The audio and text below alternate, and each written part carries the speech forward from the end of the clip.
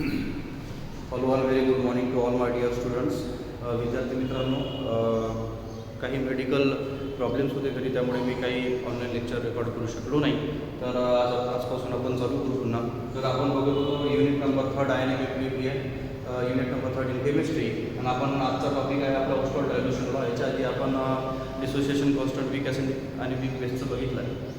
तर विद्यार्थी मित्रांनो, कसं आहे, ऑरेनियसचा acid and base concept, weak acid and weak बेसचा जो कन्सेप्ट आणि कोणता ॲसिड अँड बेसचा जो कन्सेप्ट तो त्यांनी ऑरेनियसने दिलेला आहे, तो एक्सप्लेन केलेला आहे क्वांटिटेटिव्हली ओस्टोवाल्डनी 1818 मध्ये. The Arrhenius concept of acid and base was explained quantitatively by the Ostwald in 1880 in the form of dilution law. मग त्याच्यामध्ये आपण वीक ॲसिड अँड वीक बेसचं डायल्युशन बघणार आहे आणि Ostwald dilution law weak acid and weak बेसचा कसा आपण समजून घेऊ. ठीक आहे.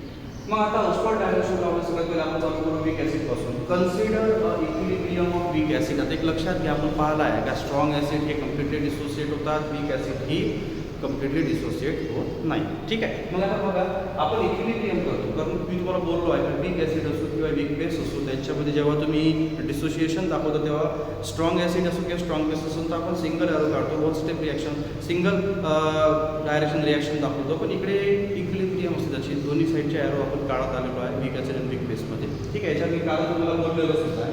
आता इथे म्हटलेलं आहे consider equilibrium of weak acid. H नावाचा एक वीक ॲसिड आहे, आपण असं कन्सिडर करू. ठीक आहे. मग त्याचं इक्विलिब्रियम कसं, नाव एच ॲक्वा वॉटरमध्ये, डिसोसिएशन कसं H positive plus A negative. इथं काय आहे ॲक्वा, इथं काय आहे. हे बघा, एक लक्षात घ्या, डिसोसिएशन जरी आपण दाखवून राहिलो पण एकदम कमी नच्या बरोबर डिसोसिएशन होत असते वीक ॲसिड आणि वीक बेसचं. त्यामुळे जर इक्विलिब्रियम आपण डिस्टिंग्विश करत असतो तर आता तुम्हाला होते कसं. आता येतात इक्विलिब्रियम वीक ॲसिडचं समजा याचे आपण याचे एक एक्झाम्पल घेतो ना. ॲसिड डिसोसिएशन कॉन्स्टंट म्हणजेच काय, K is the acid dissociation constant A for the acid. बघा कसं जर तुम्ही याच्याने सांगितलं की तुम्हाला नाव एच पॉझिटिव्ह ए निगेटिव्ह आणि खाली काय द्यायचं बेटा एच. त्याला इक्वेशन नंबर 1 आहे, आपल्यानुसार असतं, त्याचं टेन्शन जास्त याची गरज नाही. आता होते कसं, हे तर मी टाईप बदली आपल्या याच्यात मागच्या याच्यापर्यंत पाहिलं. त्याने पुढं काय, सपोज समजा 1 मोल ऑफ ॲसिड, जसा एक्झाम्पल याचे, is initially present in the volume V cubic decimeter of the solution. dm cubic decimeter आहे. बघ लक्षात घ्या, 1 लिटर इक्वल्स टू 1 dm म्हणजे क्युबिक डेसिमीटर. ठीक आहे. नाव यांचं काय म्हणणं आहे, 1 मोल ॲसिड आहे याचे, तो प्रेझेंट इनिशियली प्रेझेंट आहे कशामध्ये, व्हॉल्यूम V. किती व्हॉल्यूम म्हणतो, volume V dm cube of the solution. ठीक आहे. आता एवढं लक्षात घ्या. आता एक लक्षात घ्या, इतकं समजून घ्या पहिले, हे डिसोसिएटेड आणि हे अनडिसोसिएटेड आहे. आणि अनडिसोसिएटेड फार जास्त राहते. पण आपण वीक ॲसिड आणि वीक बेसची गोष्ट पुढं स्ट्रॉंगच्या याच्यामध्ये पाहणार नाहीच आहे. हेन्स आता यांनी काय म्हटलंय, ॲट इक्विलिब्रियम या डिसोसिएटेडला आपण म्हणतो अल्फा, म्हणजे जे डिसोसिएट झालेले आहे त्यांना अल्फा असं म्हणू, आणि जे अनडिसोसिएट झालेले नाही म्हणजे जे अनडिसोसिएटेडच राहील जसे हे याचे, यांना म्हणून 1 मायनस अल्फा. ठीक आहे. अल्फा कशासाठी घेतला आपण, जे डिसोसिएट झाले आहे म्हणजे असे जे डिसोसिएट झाले, आणि 1 मायनस अल्फा कोणासाठी घेतला आपण, जे अनडिसोसिएटेडच आहे, ज्यांचं डिसोसिएशन झालेलं नाही त्याच्यासाठी घेतला. नाव आता बघा रे, अमाऊंट प्रेझेंट ॲट इक्विलिब्रियम. आता सरळ आहे ना, हे बघा इक्विलिब्रियम असताना याचे कसं आहे, तसाच राहणार आहे नाव 1 मायनस अल्फा. याची व्हॅल्यू काय, 1 मायनस अल्फा. का बरं, अमाऊंट प्रेझेंट ॲट इक्विलिब्रियम म्हणजे याचे इक्विलिब्रियम असताना कसं आहे, अनडिसोसिएटेड आहे ना, आणि अनडिसोसिएटेड साठी काय लिहिलं, 1 मायनस अल्फा. नाव एच पॉझिटिव्ह म्हणा किंवा ए निगेटिव्ह म्हणा, डिसोसिएटेड आहे बिलकुल आहे कोणत्याच कुठं इक्विलिब्रियम मध्ये. मग डिसोसिएटला काय म्हटलं, अल्फा. हेच घ्यायला सुद्धा alpha. Concentration at equilibrium, concentration C काढ, सी ची व्हॅल्यू कसं असते, n डिवाइड बाय v म्हणजेच कसं व्हॉल्यूम. आता concentration at equilibrium, concentration C ची व्हॅल्यू काय, c equals to n divide by v. हेच n ची व्हॅल्यू काय आहे तुम्हाला समजली, डिवाइड बाय v करावं लागेल. हे असंच 1 minus alpha divide by V, इकडे अल्फा डिवाइड बाय व्ही, इकडे सुद्धा alpha divide by V. Remember weak acid आणि वीक बेससाठी सारखंच राहते, फक्त ह्या इथे रिएक्शन बदलून. ठीक आहे. हेच एक लक्षात घ्या, डबल सल्फेटवर समजून घ्या. हे बघा वीक ॲसिडचं डिसोसिएशन बरोबर बेटा. आता आहे इक्विलिब्रियम, आपण अशी रिएक्शन पाहिलेली आहे. कोणतं वीक ॲसिड घ्यायचं, कोणतं वीक बेस. नाव हे डिसोसिएटेड आहे आणि हे अनडिसोसिएटेड आहे. वीक ॲसिड आणि वीक बेसमध्ये अनडिसोसिएटचं प्रमाण फार जास्त राहते. म्हणजे आपण जर 100% पैकी घेतलं तर जवळजवळ नियर अबाउट कम्प्लिटली असं म्हटलं तरी चालेल, काहीच पर्सेंटमध्ये गोष्ट डिसोसिएशन होते. आणि आपण काय बोललो, ठीक आहे ॲसिड डिसोसिएशन कॉस्ट, आपण डिसोसिएशन कॉस्ट कसं काढता येईल तुम्हाला काढता येईल, की याच्याने तुम्हाला बोललो. पण त्यांनी काय म्हणतात, सपोज 1 मोल ऑफ ॲसिड, 1 मोल ॲसिड असेल कोणता याचे initially present in volume V cubic decimeter of the solution. Now at equilibrium जे फ्रॅक्शन म्हणजे काही डिसोसिएटेड ज्याला अल्फा म्हणतो, म्हणजे कोणकोणचे H पॉझिटिव्ह आणि निगेटिव्ह जे डिसोसिएट झाले त्यांना आपण अल्फा म्हणतो. आणि दुसरं अनडिसोसिएट म्हणजे हे इक्विलिब्रियमची कंडिशन असताना डिसोसिएट आहे त्यांना काय म्हणतो, मायनस अल्फा. हेच याचे तीच रिएक्शन डबल लिहिली यांनी अमाऊंट प्रेझेंट ॲट इक्विलिब्रियम. हां इक्विलिब्रियम असताना याची जी कन्सेप्ट काय बघा, 1 मायनस अल्फा 1 मायनस एच काय एच पॉझिटिव्ह काय डिसोसिएट आहे, त्यामुळे काय लिहिलं आपण अल्फा. हेच सुद्धा तेच कारण का डिसोसिएट आहे. हेच कॉन्सन्ट्रेशन ॲट इक्विलिब्रियम. आता कॉन्सन्ट्रेशन म्हणजे सी ची व्हॅल्यू काय आहे, हेच येतं यालाच आहे डिवाइड बाय व्ही आहे. हेच नाव कॉन्सन्ट्रेशन ॲट इक्विलिब्रियम म्हणजे 4 cubic decimeter inverse 1 minus alpha divide by V, alpha divide by V, alpha divide by V. याची व्हॅल्यू आहे समजून घ्या. हे एवढी डिसोसिएटेड म्हणजे आता अल्फाचा अर्थ डिग्री ऑफ डिसोसिएशन आहे. मग डिग्री ऑफ डिसोसिएशन एचचे किती एवढ्या व्हॉल्यूममध्ये, ए मायनसचे किती एवढ्या व्हॉल्यूममध्ये, आणि अनडिसोसिएटेड किती एवढ्या व्हॉल्यूममध्ये, असं असतं. नाव substituting the values in equation number 1. आता इक्वेशन नंबर 1 मध्ये ह्या व्हॅल्यूज आपल्याला काय काय करायचं ना, काय करायचं ना, ए इक्वल्स सिंपल मध्ये करा. बघा एच पॉझिटिव्ह व्हॅल्यू काय झाली आता अल्फा डिवाइड बाय हां ठीक आहे. हां ए ची व्हॅल्यू काय बेटा अल्फा डिवाइड बाय व्ही. मग इथे तर पाहायचं याची ची व्हॅल्यू काय ही सांगा. हां काय लिहायचं 1 minus alpha divide by V. आता बघा तुम्हाला इक्वेशन सिम्प्लिफाईड फॉर्ममध्ये करायचं आहे, कसं करावं लागेल ते बघा. आपण मी तुम्हाला कसं म्हणू हां हे बघा नव आता गुणाकार आहे. हा बघा काय याला तुम्ही गुणाकार तुमचा तुम्हाला इक्वेशन आन्सर काढणार म्हणजे कसं होईल, 9k इक्वल्स टू पहा alpha divide by V. Now alpha divide by V आणि इथं काय झालं आता व्ही इनटू 1 मायनस हा अल्फा आहे. कसं केलं मी पहा भागाकार आहे गुणाकार करायचा म्हणजे काय होते हे वरचं गुणाकार हे असं समजू. हे कसं आहे माहिती आहे का, now a divide bye b c divide by जर का d असेल आता याचं सिम्प्लिफाईड व्हर्जन कसं नाही नाउ a b इकडे काय आहे b प्लस पुन्हा तसंच केलेलं आहे की फार असं काही वेगळं केलेलं नाही आहे किंवा फार असं की तुम्हाला वेगळं दाखवलेलं नाही आहे. फक्त मॅथमॅटिकल जे टर्म्स आहेत त्या तुम्हाला समजून घ्यायचे आहे. नसं असं बदलून पुन्हा एक वेळा मी समजून सांगेल. बघा कसं बघा नाउ a इक्वल्स गुणाकार करायचा अल्फा v इथं वर उच्चार तसंच राहील. Now alpha divide by v into v divide by 1 minus alpha.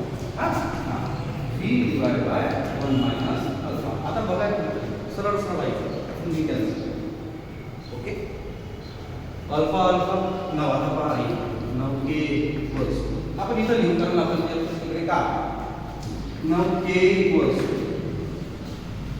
Alpha alpha alpha okay. हां आता v सुद्धा काढला सुद्धा काढला मग काय होतं 1 मायनस v इनटू v असं नाही आहे 1 मायनस v आणि हा v डिवाइड नाही आहे पण रिमेंबर डिवाइड मध्ये ठीक आहे. आता हे असं ना ही पण तुमच्या लक्षात आले. आता तुम्हाला हे इक्वेशन तुम्हाला भेटले समजून घ्या. नाव आता होते कसं आहे c is the initial concentration of acid. c चं कॉन्सन्ट्रेशन आहे आणि b काय आहे त्याचं व्हॉल्यूम आहे. आता तुम्हाला मी कसं बोललो का c ची व्हॅल्यू काय असते n डिवाइड बाय v. आता इथे n ची व्हॅल्यू काय 1 मोल हेच इथं तुम्ही C लाच 1 डिवाइड बाय V सुद्धा म्हणू शकता. इथं 1 डिवाइड बाय V सुद्धा म्हणू शकता कारण यांची लिमिट आहे. हेच आता बघा इथे इक्वेशन मध्ये चेंजेस काय काय आहे. आता एक लक्षात घ्या V च्या वर काही म्हणजे काय राहणार आहे बदलणार आहे म्हणजे 1 डिवाइड बाय V त्याला आपण काय लिहू शकतो C.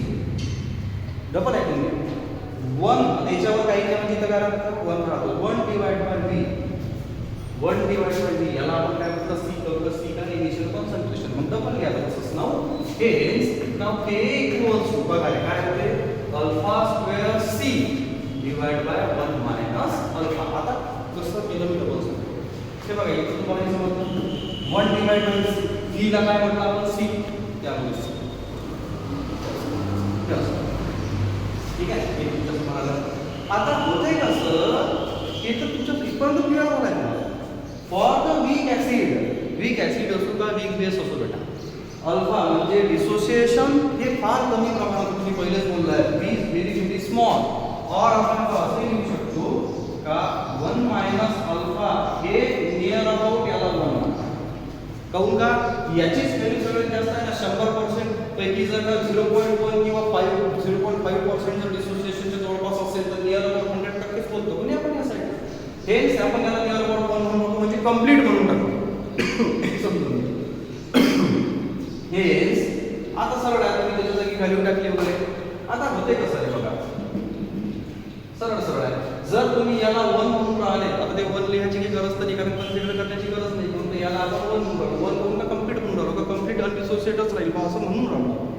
हे नाव K इक्वल्स टू काय अल्फा स्क्वेअर C एक तर असं म्हणा काऊन आता याच्या जागी तो 1 असा 1 लिहिला का नाही लिहिला काय और ते असं म्हटलं तरी चालते नाव K इक्वल्स टू हां आता एक तर C लिहा नाही तर 1 डिवाइड बाय V लिहा म्हणजे इथं कसं करू मी आता पहा हे इक्वेशन कसं चेंज होईल नाव हां अल्फा स्क्वेअर डिवाइड बाय असं लिहिलं तरी चालतं का पण लिहिलं कसं लिहिलं समजून सांगतो पहा याला तर 1 कन्सिडर केलं म्हणजे इथं कसं खाली लिहिलं मी बाकी काही केलं काय नाही.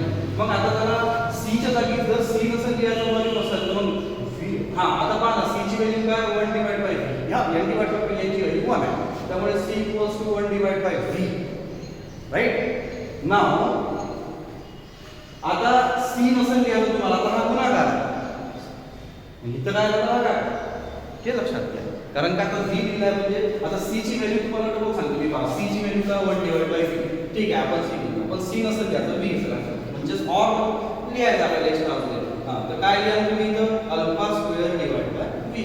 आता तुम्हाला स्क्वेअर काढायचा आहे तर स्क्वेअर रूट घ्यावा लागेल ठीक आहे आपण त्याच्यासाठी पाहू नाव आता याची व्हॅल्यू काढायची असेल कसा निघाल अल्फा स्क्वेअर आता काय C ला कुठे घेऊन जा इकडे घेऊन जा बरोबर हां तर या साईडला मला व्हॅल्यू काढायची आहे कशाची अल्फा स्क्वेअरची भागाकारातला काय गुणाकार रिमेंबर साईड चेंज जर इक्वल्स टूच्या इकडे होत असेल तर गुणाकाराचा भागाकार होतो भागाकाराचा गुणाकार जसं आपण याच्यात बोललो आहे ना what is the value of alpha square equals to हां बाय हा तुमचा जसा नाव K आणि डिवाइड बाय काय आहे C आता या ठीक आहे हे सारखाच आहे कोणते एक असं काही फरक नाही ना याची व्हॅल्यू काढायची आहे कशाची अल्फा स्क्वेअरची हां अल्फा स्क्वेअर हां आता भागाकारात आहे कुठं जाईल गुणाकारात इंटू एवढं दाखवलं नाही मला पुस्तकात ते माझ्यानुसार समजून सांगतो तुम्हाला. मग आता स्क्वेअर काढायचा आहे तर काय घ्यायला लागते square root right hence alpha square root of A divide by C और alpha equals to square root of A into V. आता ह्या इक्वेशन वरून ह्या लास्ट इक्वेशन वरून आपल्याला असं दिसते the degree of dissociation of weak acid is inversely proportional to the square root of its concentration or directly proportional to the square root of its समजून घ्या आलं लक्षात की असं आहे ते इक्वेशन. आता विद्यार्थी मित्रांनो एक लक्षात घ्या अरेनियस इक्वेशनच्या वीक ऍसिडचा जे आपण बघितलेला आहे तसंच सेम वीक बेसचा आहे फक्त तिथं एक्झाम्पल कशाचं घेतलेलं आहे त्यांनी BOH याच्या जागी BOH घ्या B पॉझिटिव्ह OH निगेटिव्ह घ्या हे तुम्हाला कळत राहील बाकी इथून सगळंच्या सगळं तुम्ही पहा तर सारखं आहे. एक वेळा समजून घ्या ऍसिडचं समजलं का बेस तर तुम्हाला समजते आणि बेस तर तुम्ही स्वतः करा हे तुमच्यासाठी आज मी एक्सरसाइज सोडून राहिलो आहे. ओके तर नसेल समजलं काही भेटलं तर समजून मला विचारायचं तुमच्याकडे माझा नंबर वगैरे आहे ठीक आहे तर आणि तुम्ही आपला अभ्यास चालू ठेवा, या भ्रमात राहू नका, काही एक्झाम होणार नाही, काही नाही. तुम्ही तुमचा अभ्यास चालू ठेवा, घरी राहूनही तुम्ही अभ्यास करून राहिले असाल अशी मी आशा करतो आणि थँक्यू.